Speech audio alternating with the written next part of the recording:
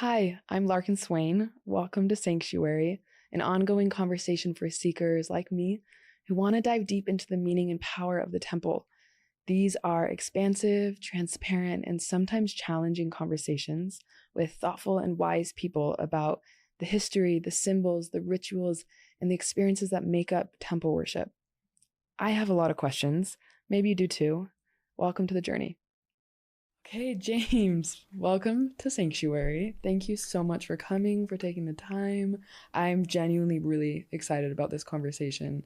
I'm excited to be here. I think it's cool to try to create that space because the experience of the sacred, right? It's partly you, right? It's partly having a sacred space to go to or this sanctuary, but it's partly also the kind of reverence you bring there. So I love that in kind of the noise of the internet, you're trying to carve out that chamber for people and yeah, space. Psyched to be here. Beautiful. Thank you for putting it that way.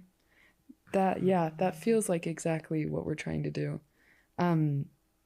Let us begin with you introducing this beautiful, rich heritage that feels like a really unique gift and offering to our faith community, just having you here. So would you share Well, your I heritage? just tell people I grew up in a family that's Sikh on one side, Jewish on the other, and Mormon in the middle. So what that means is my mom's dad, his name is Gurcharan Singhil. My wife and I actually just released a biography of him called Latter-day Sikh. You said this is your dad. This is my mom's dad. So my grandfather. maternal grandfather. Got it. And he grew up Sikh and then became a Latter-day Saint. But in a way where to him it was all one, right? God is speaking to him through the faith of his youth, and the gurus are prophetic figures. And then he found this like restored thing that's the same. And so I grew up in a family culture where both were still part of our religious language, right? I was a Latter-day Saint, but I was drawing on stationery from Lion Sing Farms and sometimes going to Gurdwara that I thought of as the Good Sacrament Church because what is Gurdwara? Gurdwara it's like a church for Sikhs. So a guru, there were 10 Sikh gurus from like 1500 to 1700 who led the faith, and so like a place where you follow the teachings of the guru is a Gurdwara, and so that was a space where sometimes with relatives or for events I'd end up there. And then my dad's dad was Jewish, and he never did become a Latter-day Saint, right? Used to call us and say like, hey, how many Mormons have won Nobel Prizes? Oh, none. That's not true anymore. We're on the on the board. But when I was a kid, it was. And then he said, you know how many Jews have? And he would kind of go through. But you know, in the spirit of teasing and that kind of thing. But I grew up, we'd still light Hanukkah candles and that kind of stuff because as a Latter-day Saint, it's a story about the temple. Like, why wouldn't you? Yeah. And so I grew up with some Jewish tradition and fondness of Jewish tradition. And again, occasionally would end up in Jewish spaces, right? Going to temple with friends or whatever. And so. How did your grandfather, your mom's dad, come upon Mormonism? Did missionaries come scout him out or what?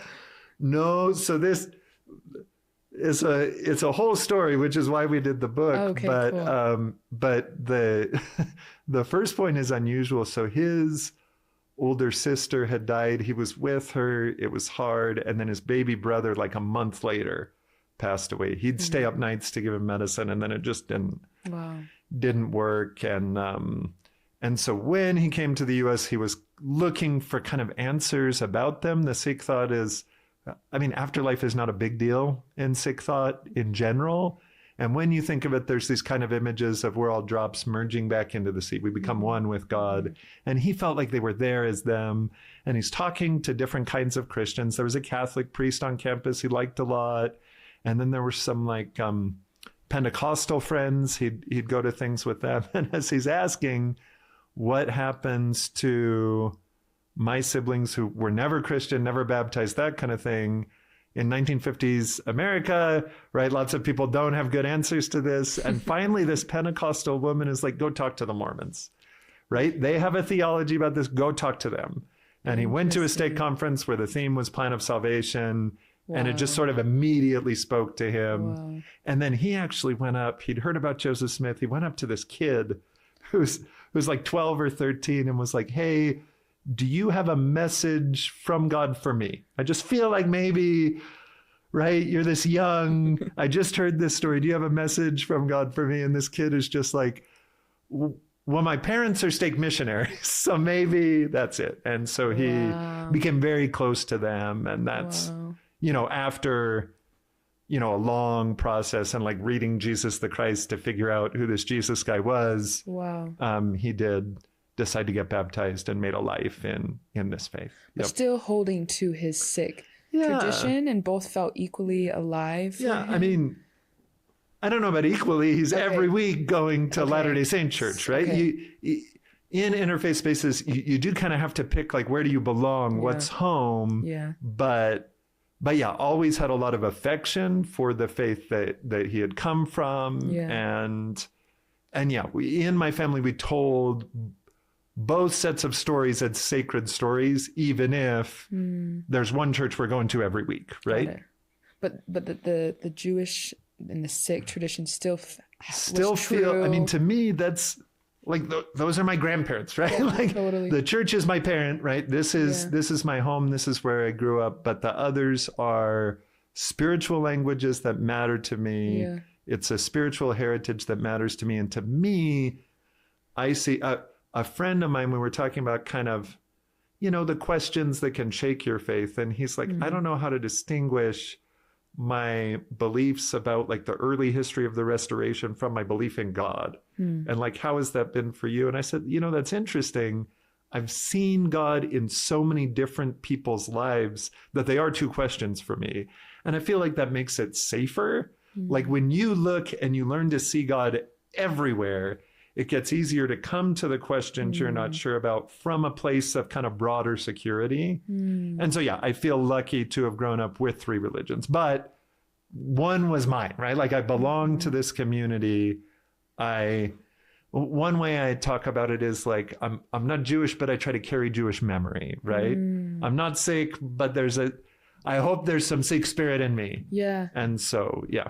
So in that regard, like I can only imagine how these two heritages have informed the way you're experiencing and engaging with ritual and sanctuary in the Yes. LDS space. What does that Yes. look like for you? Well, I think it's because, how do I want to say this? In Latter-day Saint, we're kind of an interesting religion in that in Christianity, people will talk about high church and low church. And what they mean by that is some traditions, like if you think of Catholicism, there's still a lot of ritual in the rhythms of worship, right?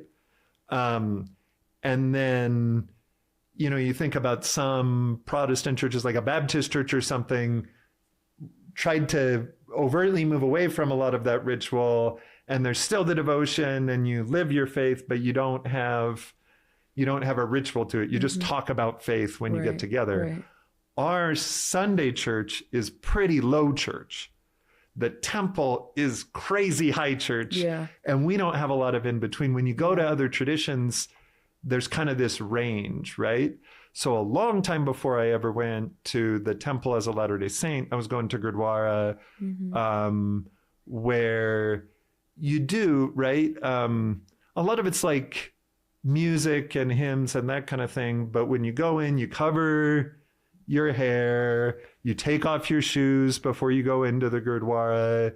A lot of people go, and the scriptures, they had the 10 gurus in the past who led the community. When the last one died, he said, okay, the Khalsa, which is kind of like a lay priesthood like ours, that's going to be your temporal guide. The scriptures are your spiritual guru, right? And so they still have the scriptures there, like treated like they're a guru, right? Like somebody's kind of waving a whisk over them like a royal attendant, right? And at night they tuck the scripture in, right? What is the scripture? Is a big book of scripture, right? Okay. Written by the guru, the 10 by the gurus, Yeah. and actually by some Hindus and Muslims. It's one of the few interfaith sacred texts in the world. Wow. But yeah, so at night they'll tuck it in, that kind of thing. But going in, you know, I'd see people approached with this real reverence, Guru Granth Sahib, the book. And then, you know, when you go into Jewish spaces, actually so it's called the Ark, where the Torah scrolls go. So somebody who speaks is going to be speaking in front of this Ark with Torah scrolls in it. And actually in the old days, they faced the Torah scroll. They didn't face the congregation. That's like an American thing to turn them around. And usually the words for the Ark in different Jewish traditions go back to the words for like the Holy of Holies in the temple. So there's this sense that like, yeah, you're learning, you're worshiping, you're going through the prayers for different times of year, but you're also coming into the presence of something sacred there. There's this idea that there's still a presence of God there, kind of like in the temple tradition before it. And so again, I grew up sometimes seeing people react to those kind of features in their religious spaces. Sikhs do have, they call it the Harmandir. In English, a lot of times it's nicknamed the Golden Temple, but it's in Amritsar, which is like the the center of Sikh faith. There's this temple that's on an artificial lake. So you walk across a bridge that's like super crowded and you're crammed in with everybody, but then you get into the sanctuary and it's a little more open, and people, again, you hear the hymns being sung, and you can go up on the roof and kind of look out over the lake. You have people who will kind of go and immerse themselves there at different times in their lives. So, you know, there's kind of a distinct sacred space there, but a little bit of that same spirit in anytime you go to a Gurdwara, you feel some of that, right? Yeah, so I'm imagining your first time going to the temple or just engaging with any of the LDS ordinances, you're seeing similarities. And it's probably landing deeper than for someone who has no I think so. I've talked to members of the church where it was pretty disorienting to do that big register shift. And I think for me, also being somebody who was like pretty into the Old Testament, which is maybe an odd hobby to have, but I think, you know, some of the ideas of like the temple layout and progressive movement toward the holy that worked. I think theater probably helped too. I'm a theater guy, and for a lot of theater people, the stage is kind of a sacred space, right? There's something magical that happens there, and you let go of other things and you inhabit a different story there. I think that might have helped. So yeah, my initial memories of going to the temple were like in the initiatory, I had just the workers who did the initiatory, the reverence they felt was very familiar to me from Latter-day Saint and other settings.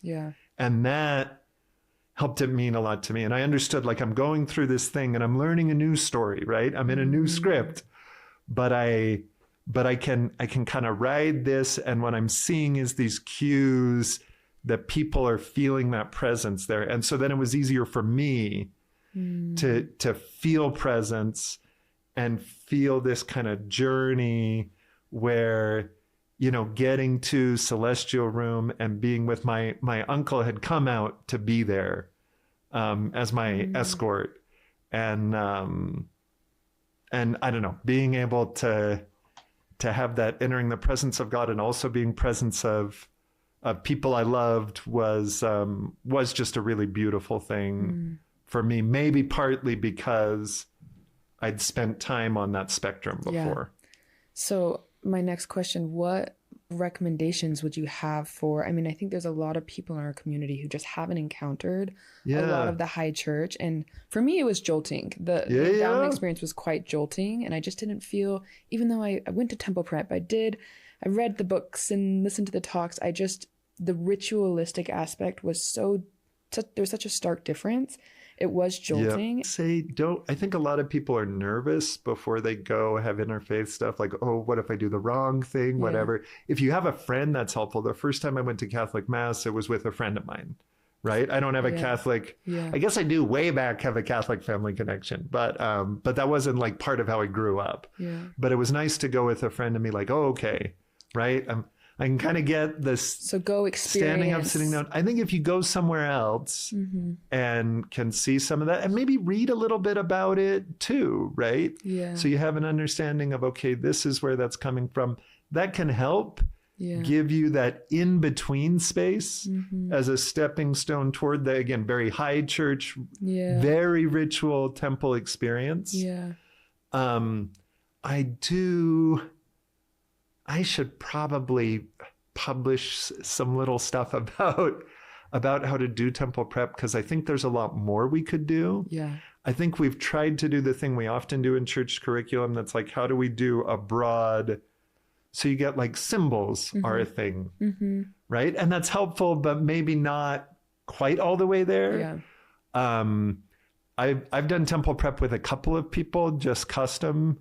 Most recently, my daughter, before she went, and I tried to do a little more to say, okay, let's go into the chapters of Exodus where they talk about, we tend to stop right after the 10 Commandments, right? They get the tablets of the covenant.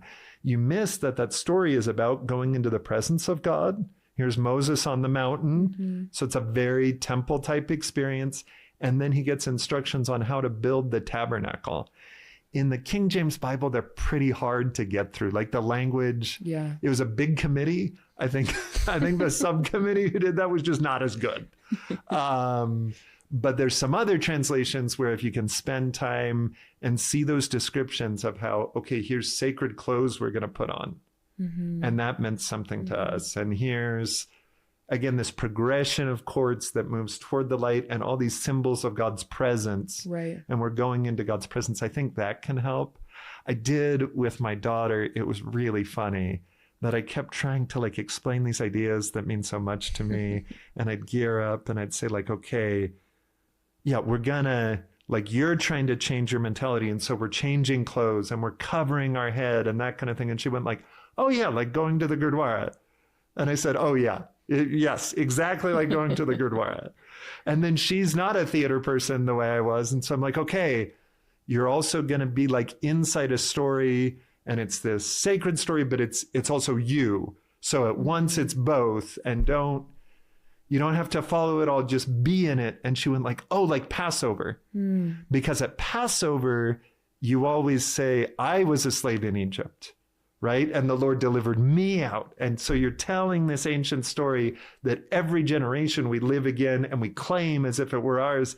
And I went, yes, that's what the temple does, right? It's our way of taking like the primeval human story and how to say, all of us, can we be human as if for the first time? That's part of what we're invited to do. But yes, it was fun for my daughter that having those other analogs, I could explain things and she had a way to understand them that I think did prepare her to go to the temple and go, yes, I understand what I'm being invited to do.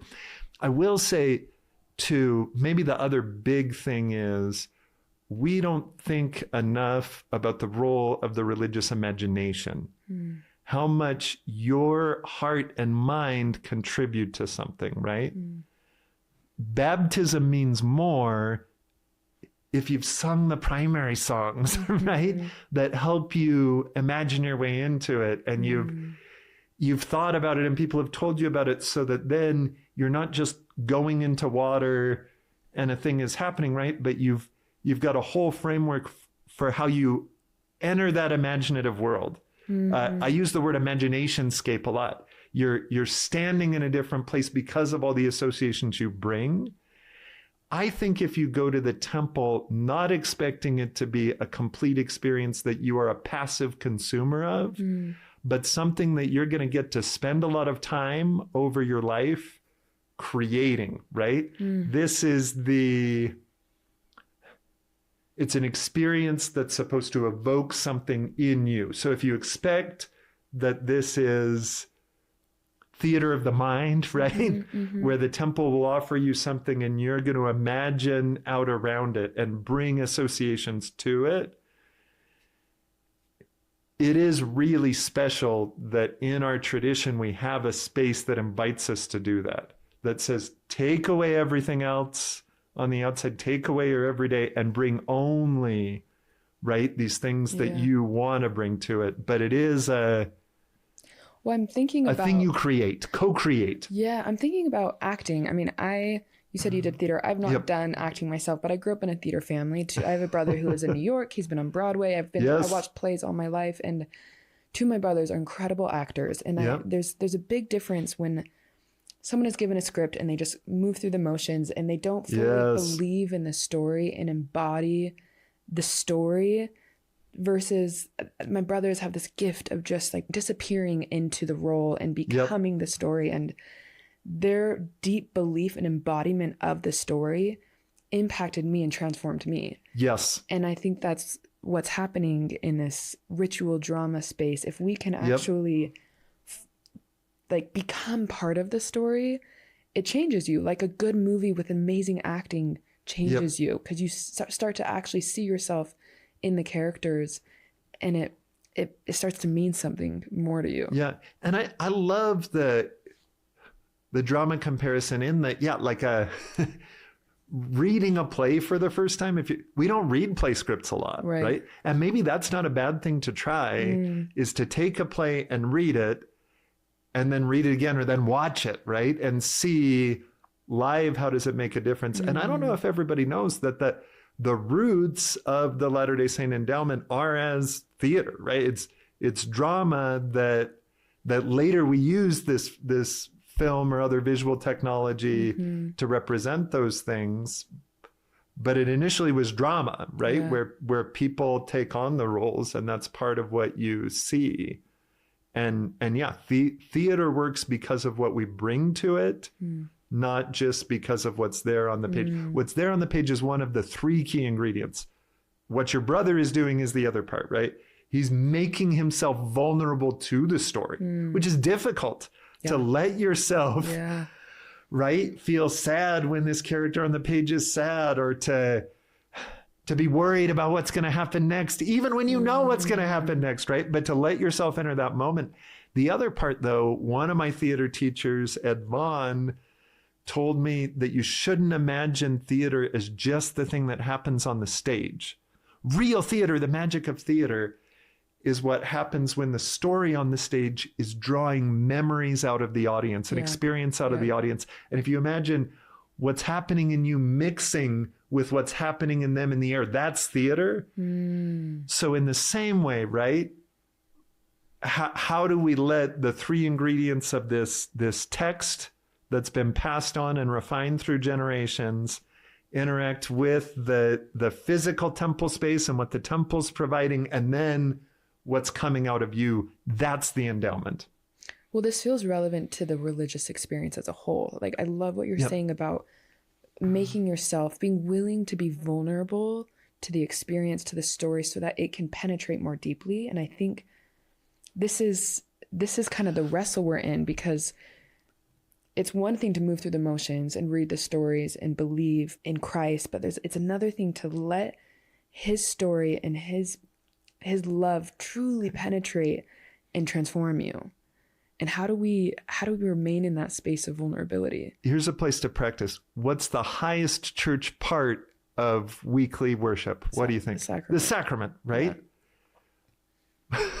I remember an investigator on my mission saying, "What does everybody think about?" It just gets real quiet. there's bread and water. Like, what's going on, right? She's missing that part. Yeah. And I kind of remember going through stages on that, where at first it was like, okay, yeah, this is, I take the bread and water, I wait, it's quiet. Oh, maybe I look at my Bible maps during the sacrament and imagine being a different place. It did really help me for the sacrament to study like Old Testament sacrifice and think about, okay, what did people bring to sacrifice? And this is my opportunity to do that. It also struck me when Jesus says, when he's saying goodbye to his disciples, right? At that Passover the Last Supper, part of what he says is, okay, I'm breaking bread with you and we're drinking wine, and this is the last time we'll do it until we drink new in my Father's kingdom. Mm. And it did help me for sacrament to go, okay, I don't need to just come every week and think about all the bad things I've done and treat it like a mental confession. Sometimes that's helpful, right? But sometimes sacrament can be the peace offering for me. When they did sacrifices, some are just a peace offering where you celebrate your positive relationship with God. And it can be me looking forward to breaking bread with Christ, right? And what I found was sacrament can be a lot of different stories. If I each week prepare myself to enter it from a different angle, right? Because it's one ordinance that's filling multiple historical roles. There's all kinds of ways that God's people have had this experience that we have through sacrament now. And if I learn to have more than one of them, right? If I learn to approach the sacrament in different ways, I've prepared myself to enter the temple and not try to, I think a lot of people get anxiety. Am I doing it right? Am I doing it wrong? Don't worry about it, right? Really, don't worry about it. Let yourself, this is just an opportunity to approach something, right? And bring different things, and then let yourself discover what it brings out in you. I love that. One thing I'm thinking of right now, along the lines of making yourself vulnerable to the story and to God, really, in that relationship. Something that was so moving to me about this book, that your poetry in Phoenix Song, is how I observed these deeply challenging experiences of life that you went through soften you and open you in a way where you could experience this depth in your relationship with God that maybe otherwise you wouldn't have without those experiences. And I wonder about how just life itself can prepare us. Yeah. And soften us in a way where we can arrive to these moments and really receive what God is trying to give us. Is there any thoughts on No, that's that? beautiful. So you mentioned Phoenix Song, and actually the structure of that book is interesting because I spent a year in chemotherapy, did 2 stem cell transplants. So it was like I took a lot of drugs for legitimate medical reasons, but don't recommend it recreationally.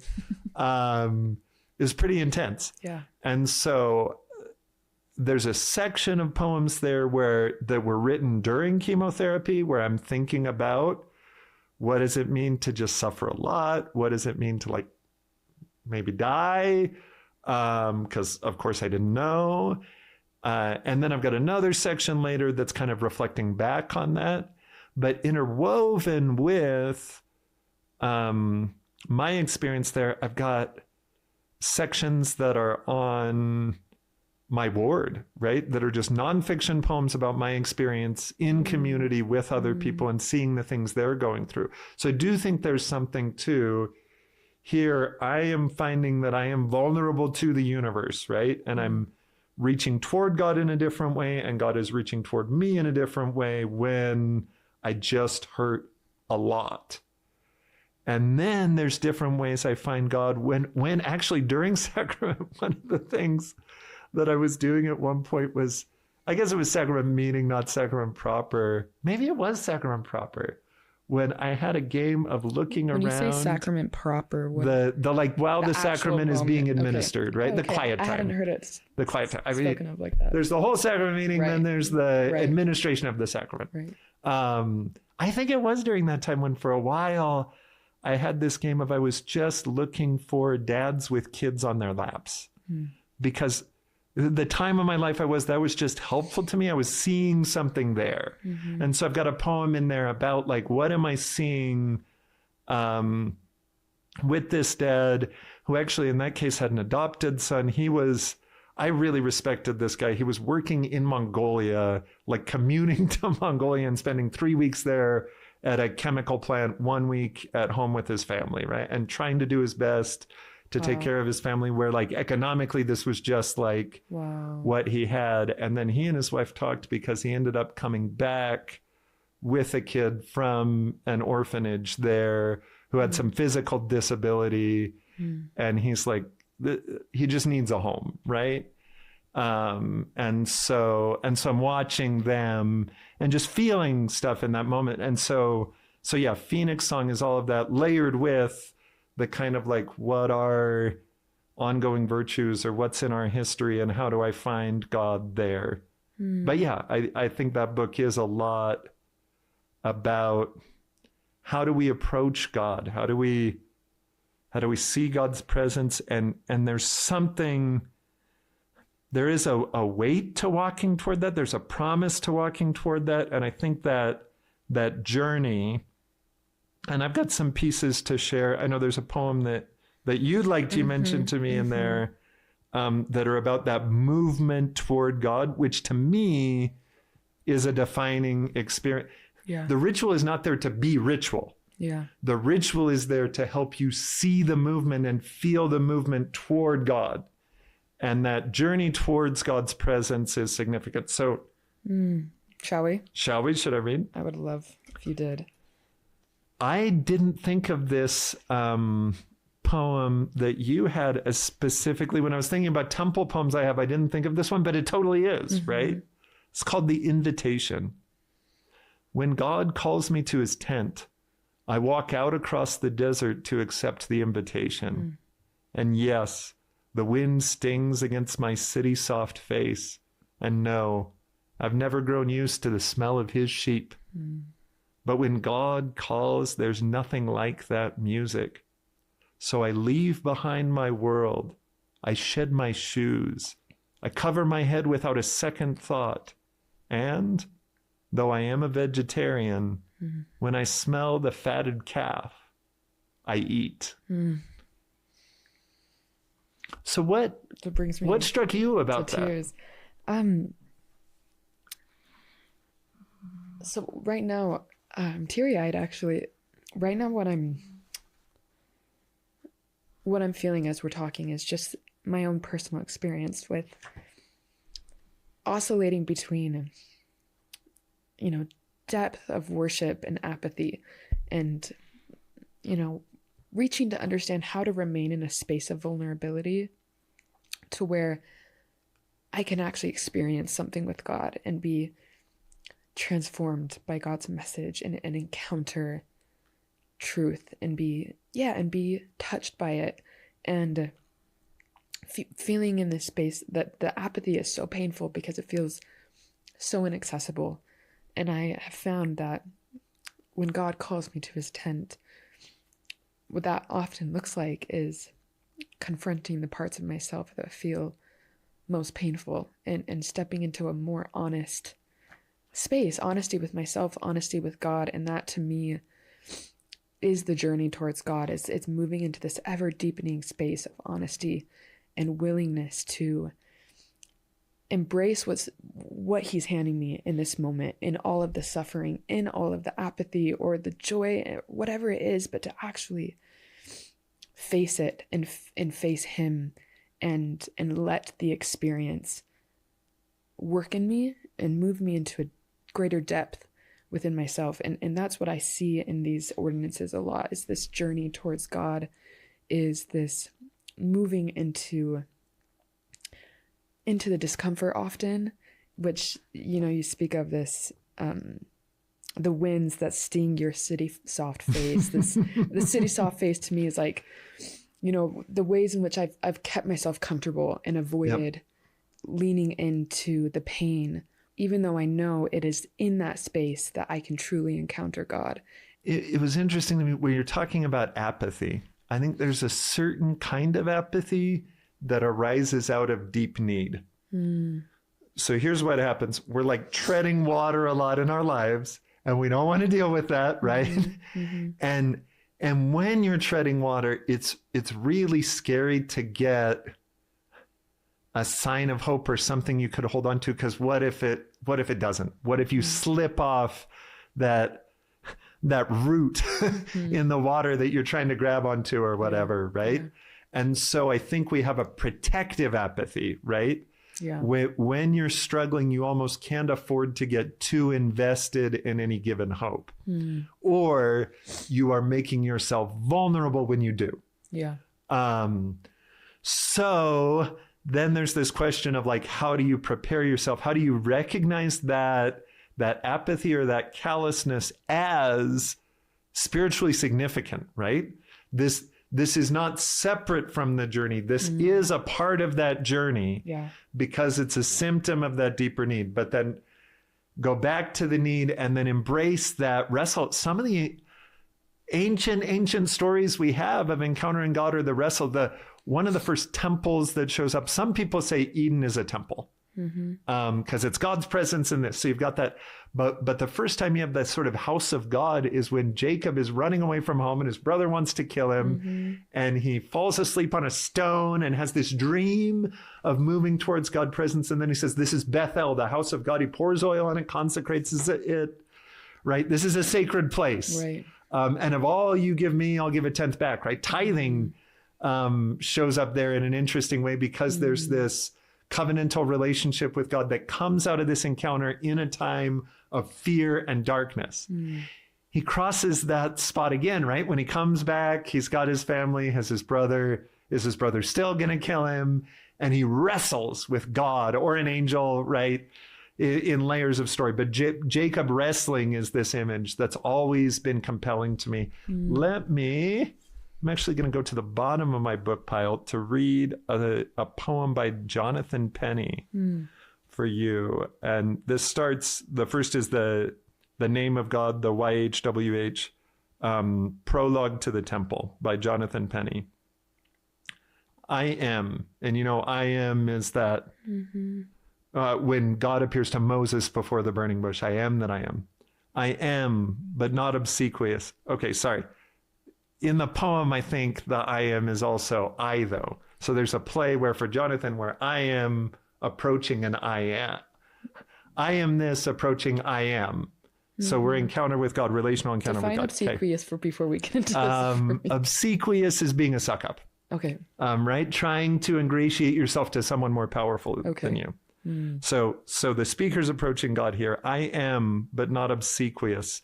No star-eyed worshiper of will. Defender of the faith at cost. I am a bleeder at the gills. This gospel hits me where I breathe. It roils the very blood of me, seasons the very meat and meal, and sets the organs ill at ease. I am, but not Levitical. No cutter of the hair to cut, no sailing soul mechanical. I am a wire of the what? This covenant grips me by the groan. It fells and flings me to the soil. As I were a seed, so to be thrown. As I were tiller, tree, and toil. I am a doubter in the dark, a wrestler with angelic limbs. I brook no counterfeiting luck, but look for heralds of high hymn. This ordinance rings me by the nape. This cherub bars me from the tree. This way bow bends me to the straight. This Lord makes mock and mince of me. I am, though skeptical of bent, a wearer of the solemn gown. No rustic git obedient, no frail finch by breezes blown. This image flicks and flutters yet, at once aggrieves and brings relief. It faithful fuddles, frowns, and frets. It wholly helps my unbelief. I am a grasper after grace. I am a doer of the word. I am a yearner after peace. I am a seeker of the Lord. This monarch veils himself in love. This sovereign slips the throng and throne. This master drudges in the grove and lordly lives among his own. I love that piece. I love that piece because it brings together both, right? Yeah. Here's this resistance, right? This sometimes apathy, this worry about being too believing and being a sucker, mixed with this progressive willingness to discover desire and tap into desire to meet God. And then, right, this discovery at the end, that the speaker, is active through the poem. And then at the end, God comes to him, to you. Yeah, I love that as a way to think of this encounter with the sacred and how beautiful we can do it in a physical space and with physical gesture, right? I think there's a lot we can express with words, and being able to, he talks about reaching out, right? Grasping those things are significant. I do remember Julia Mavambela, who's an early Black member in South Africa, talked about going to the temple before the end of apartheid. And how significant it was.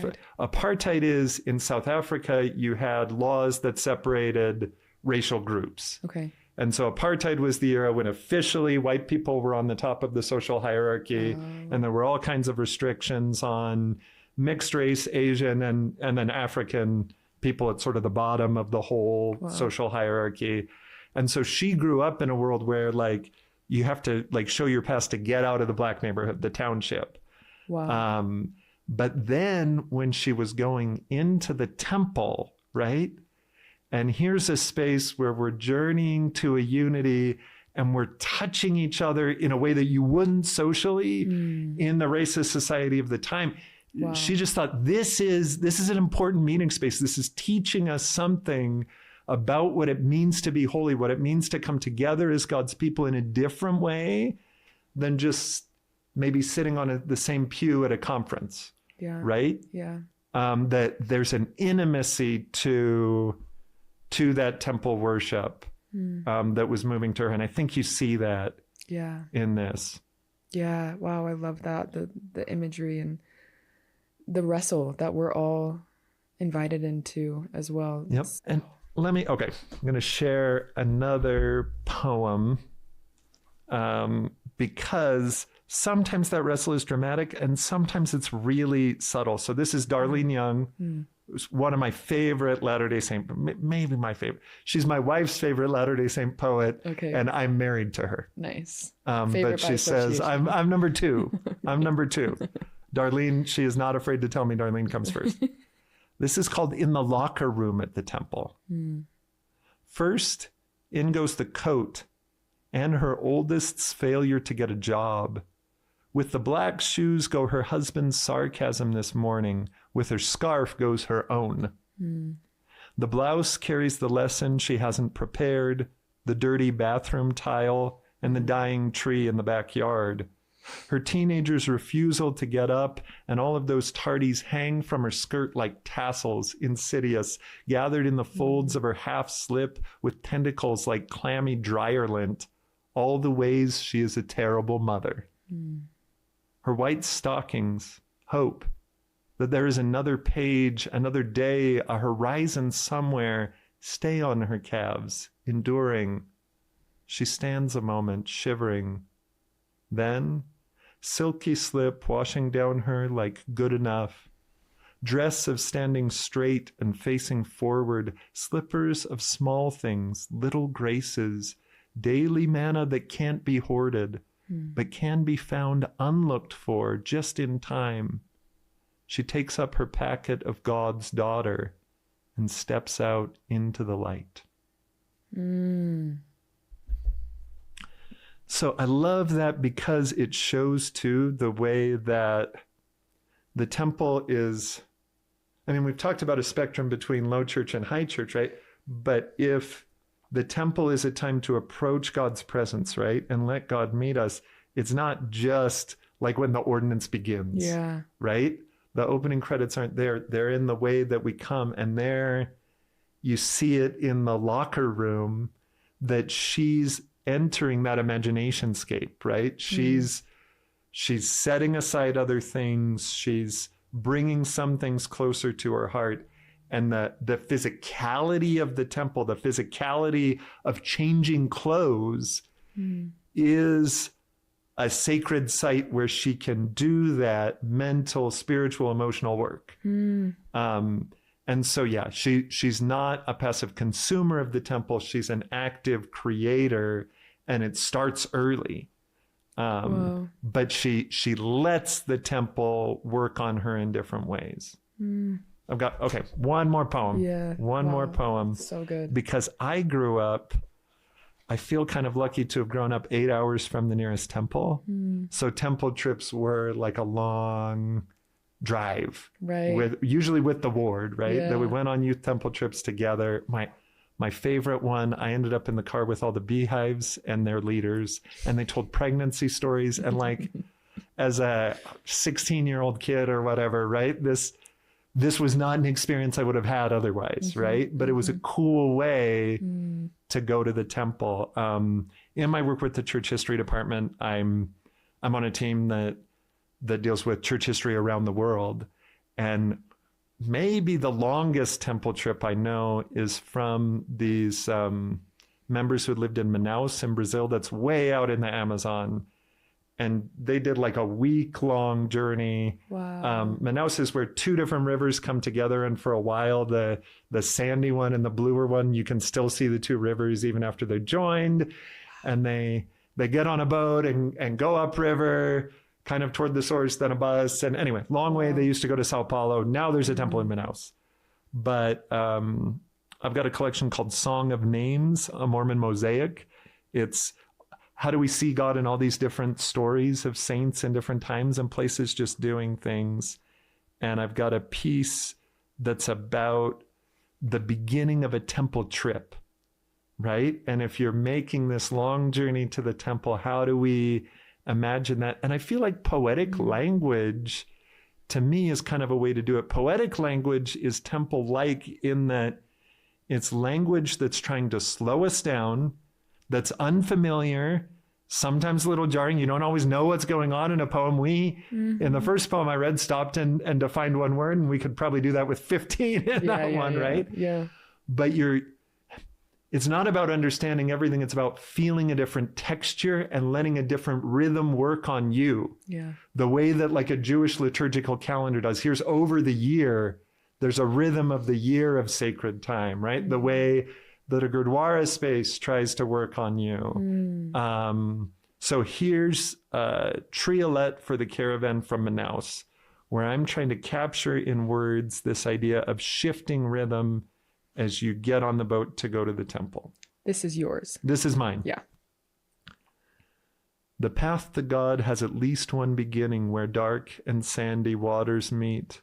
Where light meets dark and grace meets sinning, the path to God has at least one beginning. Sail up to the heavens where stars are spinning, take a taste of eternity, savor the sweet.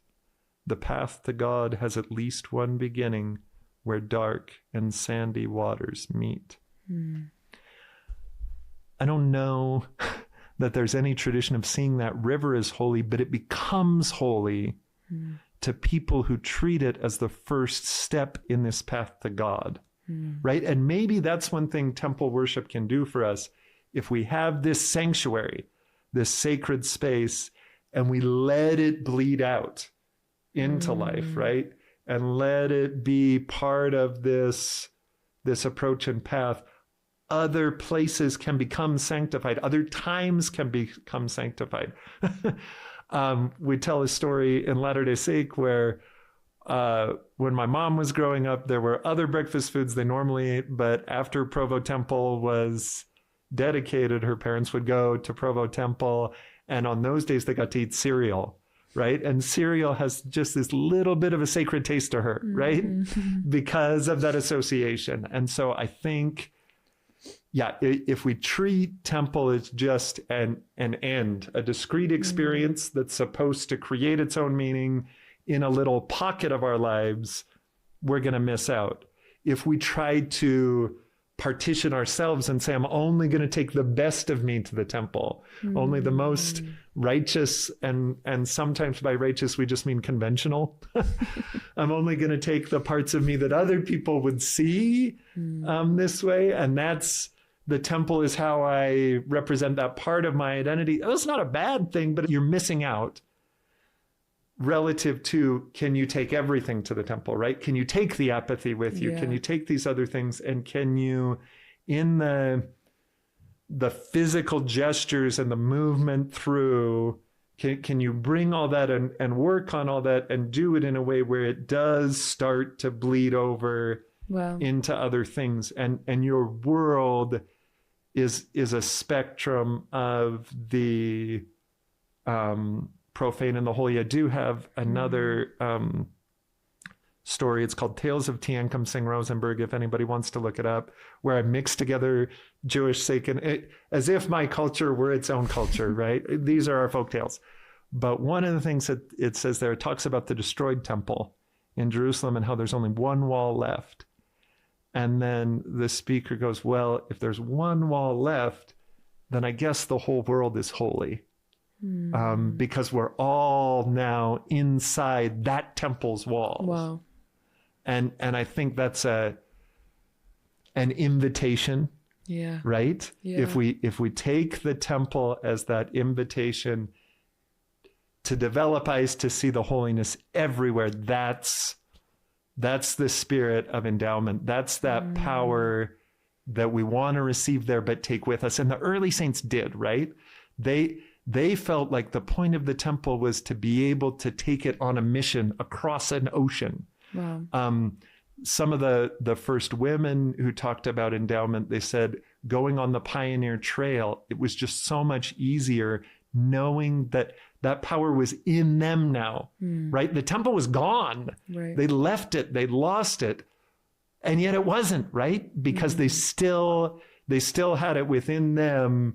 This is what endowment means. It's to be clothed in power. It's to accept this presence and take it with you through your wildernesses. Stunning. Yeah, I'm feeling the invitation.